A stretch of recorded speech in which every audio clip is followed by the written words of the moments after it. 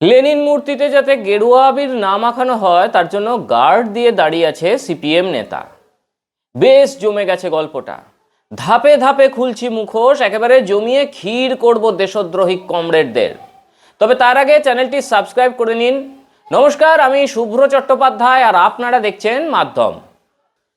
Lenin মূর্তি পাহারা, I appreciate it. এইভাবেই তো রক্ষা করতে হয় নিজের উপাস্যের সম্মান। I like it. কিন্তু কমরেড, কিছু প্রশ্ন ছিল আমার। আবির তো আবিরই হয়, তার আবার লাল গেরুয়া কেন? সেক্ষেত্রে লেনিনকে গেরুয়া মাখালে তাতে তোমাদের কষ্ট হচ্ছে কেন? যুক্তি তো এটাই। কেন প্রশ্নটা খুব অচেনা লাগছে কমরেড?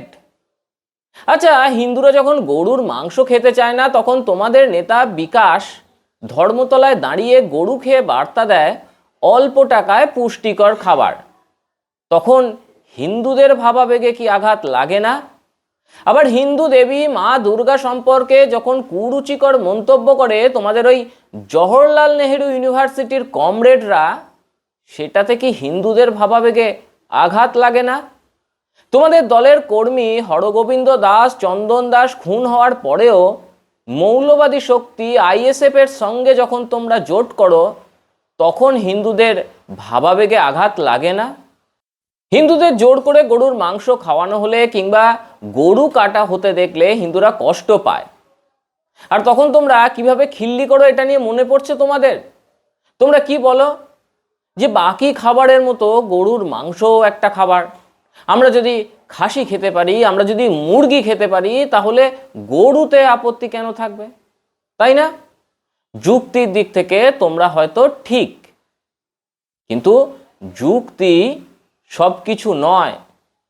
যুক্তির ওপরেও যে আবেগ থাকে সেটাকে আজ তোমরা বুঝলে তো। লাল আবিরও আবির, আবার গেরুয়া আবিরও আবির, কিন্তু তোমাদের আপত্তি লালে নয়, গেরুয়া আবিরটাতে। ঠিক যেমন আমাদের আপত্তি গরুর মাংসতে। আজকের পর কোনো হিন্দুকে গরুর মাংসে আপত্তি দেখাতে দেখলে তার সামনে গিয়ে আতলামি করো না, কেমন? তোমরা মূর্তি পুজোকে অসম্মান করো, তোমাদের কমরেডরা দেবী সরস্বতীর নগ্ন ছবি আঁকে। তোমরা বিভিন্ন ভারতীয় দেবতাদের ছবি বিকৃত করে আনন্দ পাও, এক বিকৃত সুখ লাভ করো তোমরা। তোমাদের বিকাশ রঞ্জন ভট্টাচার্য এই তো দিন কয়েক আগেই একটা সাক্ষাৎকারে বলল যে দেবী সরস্বতীকে কেন সে অসম্মান করে তার কারণ ব্যাখ্যা করলো, এবং কেন ওই বিকাশ রঞ্জন ভট্টাচার্য দেবী সরস্বতীর গলায় মালা দেয় না সেটাও ব্যাখ্যা করছে ওই দেশদ্রোহী বিকাশ রঞ্জন ভট্টাচার্য। আর যদি কোনো হিন্দু সেখানে কষ্ট পায়, আপত্তি জানায়, তখন তোমরা বলো যে মূর্তির তো প্রাণ নেই, ঈশ্বর বলে কিছু নেই, ইত্যাদি ইত্যাদি ইত্যাদি। আরে কমরেড, লেনিনও তো একটা মূর্তি, ওই লেনিন মূর্তিতেও তো প্রাণ নেই, তাও কেন ওই মূর্তিকে কেউ খিল্লি করলে, তাও কেন ওই মূর্তিতে কেউ গেরুয়া আবির মাখালে তোমাদের কষ্ট হয়?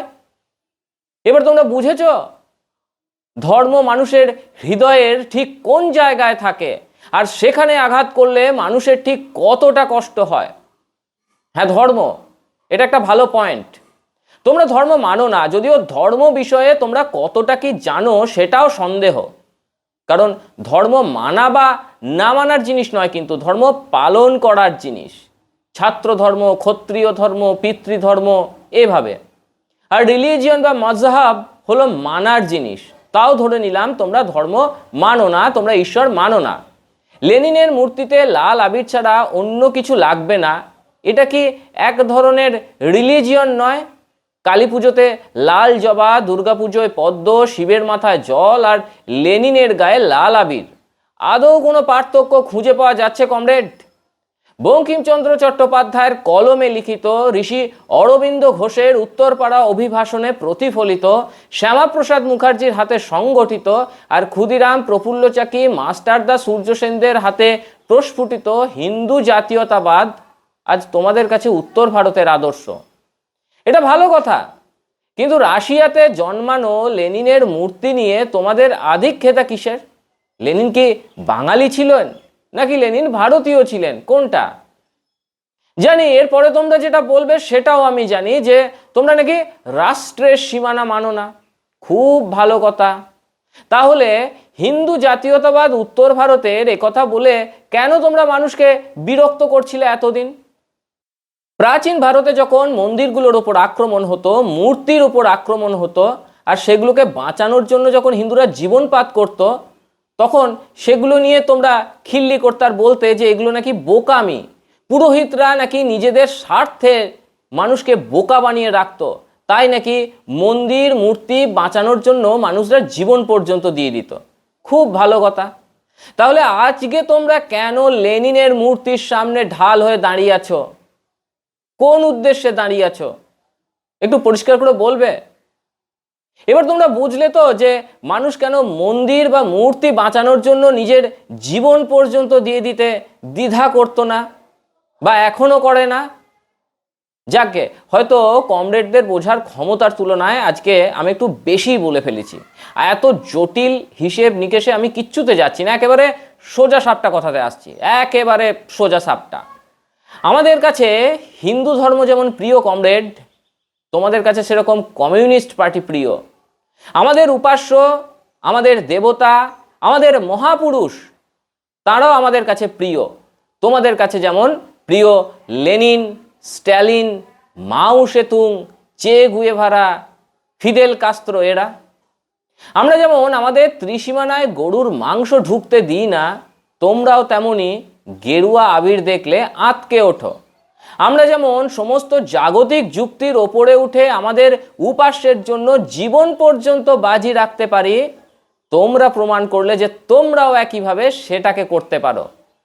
তাই আজ থেকে আর আঁতেল সাজার জন্য ভারতীয়দের বা হিন্দু ধর্মকে কখনো আঘাত করো না কমরেড। এখন কিন্তু আর আগের সময় নেই। তোমরা আমাদের যদি গরুর মাংস দেখিয়ে আঘাত করতে পারো, আমাদেরও তাহলে হাতে গেরুয়া আবির আর চোখের সামনে অসংখ্য লেনিন মূর্তি রয়েছে, যেগুলোকে তোমরাই নিজেদের ক্ষমতা দেখানোর জন্য একসময় সরকারি জমি দখল করে বানিয়ে রেখে গিয়েছিলে। কমরেড, তোমাদের এই দ্বিচারিতা আর কতদিন চলবে তোমরা বলতে পারো? মূর্তি পুজোর বিরোধীরা যখন নিজেরাই মূর্তিকে উপাস্য বানিয়ে গার্ড দেয়, তখন সেটা কি আদর্শের জয় নাকি পরাজয়? কমরেডদের এই ভোল বদল নিয়ে আপনার কি রায়? কমেন্টে গর্জে উঠুন এবং লেখাটি শেয়ার করে আয়না ধরুন তাদের সামনে।